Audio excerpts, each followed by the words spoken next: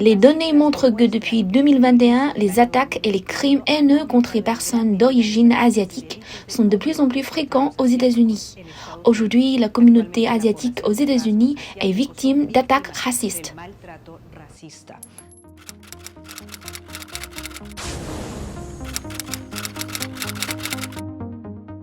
Les Américains d'origine asiatique représentent près de 6% de la population américaine et plus de 23% d'entre eux sont d'origine chinoise.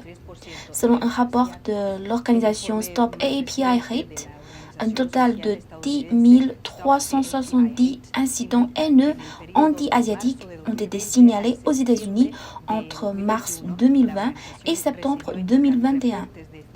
Les Sino-Américains constituent le groupe le plus fréquemment visé avec 42,7% des incidents de crimes haineux. Los ciudadanos de origen chino son el grupo más atacado, representando el 42,7% de los delitos de odio relacionados. CNN, pour sa part, a expliqué dans une tribune que les tensions raciales ont augmenté pendant les 4 années du gouvernement de l'ancien président Donald Trump. Le gouvernement Trump a intensifié la haine envers les Américains d'origine asiatique.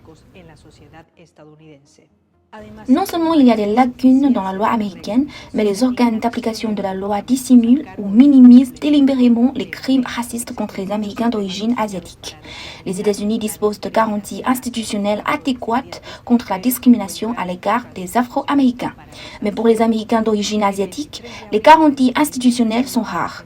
Le 23 avril 2021, le Sénat des États-Unis a adopté la loi sur les crimes de haine liés à la COVID-19 pour tenter de montrer sa détermination à lutter contre les crimes contre les Américains d'origine asiatique. Mais est-ce vraiment utile? Pas forcément. La criminalité contre les Américains d'origine asiatique fait partie des problèmes sociaux profondément enracinés aux États-Unis. Mais dans le cadre du système électoral américain, les politiciens ne veulent que maximiser leurs intérêts politiques et ne sont pas disposés à prendre des risques politiques. Les États-Unis se targuent d'être un phare des droits de l'homme, mais ce phare américain ne fait qu'éclairer les autres, déforme les faits et fabrique même des problèmes, tout en fermant les yeux sur les questions raciales dans son propre pays.